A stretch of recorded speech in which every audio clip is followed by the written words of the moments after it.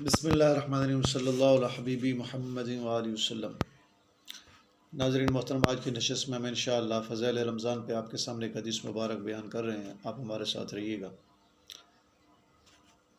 اس سے پہلے اگر آپ نے ہمارا چینل سبسکرائب نہیں کیا تو سبسکرائب کریں، گھنٹی کے بٹن کو دبائیں تاکہ آنے والی ویڈیوز کا نوٹیفیکیشن آپ کو وقت پر پہنچ سکے۔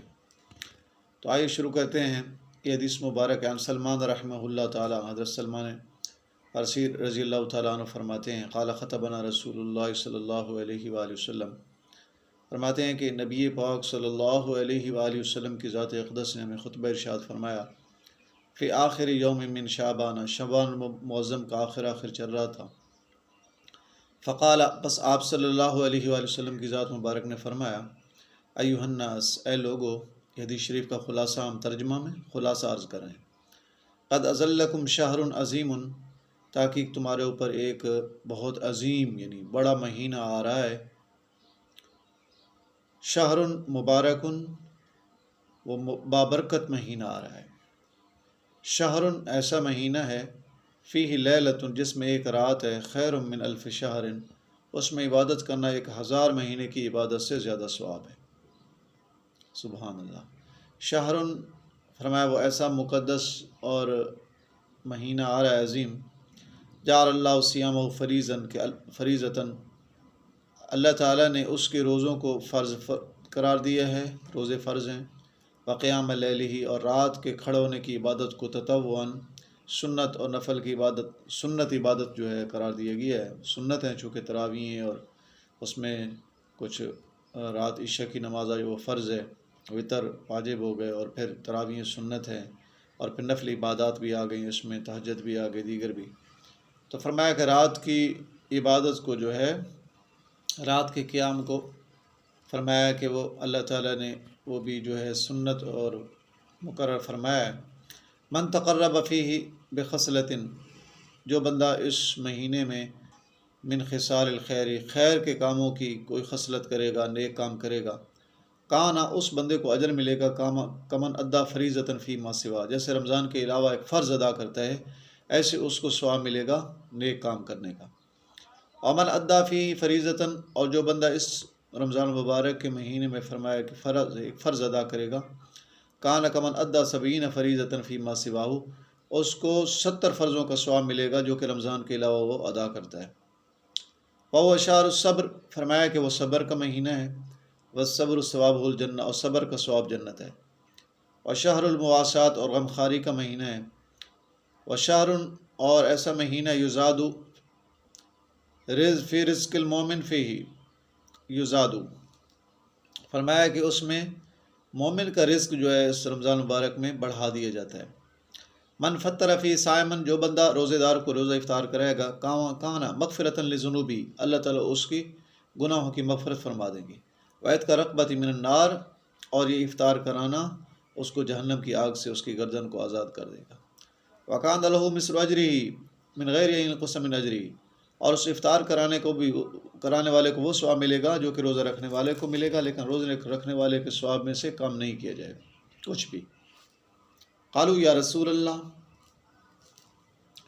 تو حضرات صحابہ کرام نے عرض کی، اے اللہ کے پاک پیغمبر صلی اللہ علیہ وآلہ وسلم کی ذات مبارک، یا رسول اللہ صلی اللہ علیہ وسلم، لیس کلنا یجد ما یفطر الصائم، ہم میں سے سارے ہم وہ چیزیں نہیں پاتے کہ جب ہم روزے دار کو روزہ افطار کرائیں تو ہمارے پاس تو اتنا یعنی مال نہیں ہوتا۔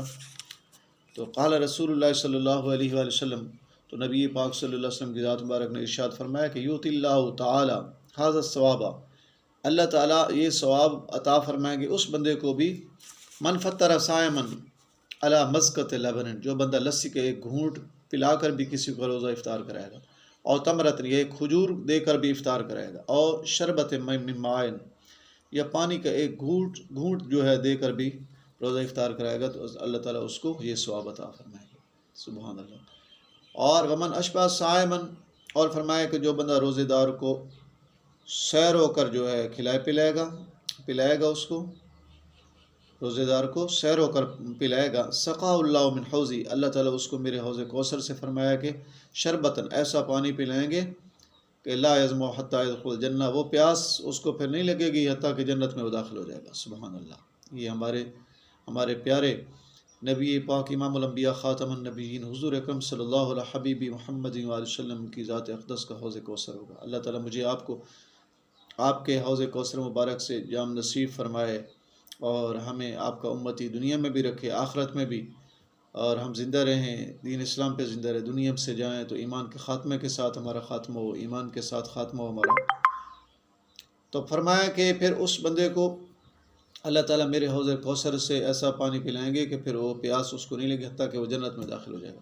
وہ شہر، فرمایا کہ وہ ایسا مہینہ ہے، اول رحمت، جس کا اول دہا کا رحمت ہے، اوسط مغفرت، درمیانہ اس کی مغفرت ہے، وآخر عتق من النار، اور آخری 10 دن جو ہے جہنم کی آگ سے آزادی کے دن ہوتے ہیں۔ اور پھر فرمایا کہ من خفف عن مملوکی، جو بندہ اپنے متاحت مملوک غلام سے اس کا کام ہلکا کر دے گا، غفر اللہ لہ، اللہ تعالیٰ اس کی مغفرت فرما دیں گے، وعتقہ من النار، اور اللہ تعالیٰ اس کو آگ سے آزاد فرما دیں گے۔ استکثروا فیہ من 4 خصال، 4 کام فرمایا رمضان میں بہت زیادہ تم نے کرنا ہے۔ یہ حدیث شریف کا آگے خلاصہ ہے۔ درود شریف، قرآن پاک کی تلاوت اور روزے رکھنا، اور یہ تو نمازیں ہم نے ادا کرنی ہے کثرت کے ساتھ، درود شریف کثرت کے ساتھ، قرآن پاک کی تلاوت تو فرائض ہیں تو ادا کرنے ہی کرنے۔ اس کے ساتھ رمضان میں 4 کام فرمائے گئے، اور کرو، کلمہ طیبہ بہت زیادہ پڑھو، استغفار پڑھو، اور پھر جو ہے اس حدیث مبارک کے آخر کے اندر فرمایا گیا، ہمارے نبی پاک صلی اللہ علیہ وسلم کی ذات اقدس نے فرمایا کہ ایک تو کلمہ طیبہ کثرت سے، اور دوسرا استغفار کثرت سے، اور پھر فرمایا کہ جنت کی طلب کرو اور دوزخ سے نجات اللہ تعالیٰ سے مانگو۔ یہ حدیث شریف کا خلاصہ ہے۔ اللہ تعالیٰ مجھے آپ کو رمضان مبارک کی بہاریں نصیب فرمائے، احترام نصیب فرمائے، روزے رکھنے کی توفیق دے، اللہ تعالیٰ تراویح پڑھنے کی توفیق دے، قرآن پاک پڑھنے سننے کی توفیق دے، اللہ تعالیٰ زیادہ سے زیادہ درود شریف پڑھنے کی توفیق دے، قرآن پاک کی بہت زیادہ تلاوت کی توفیق دے۔ آخر دعوانا الحمدللہ رب العالمین۔ السلام علیکم ورحمۃ اللہ وبرکاتہ۔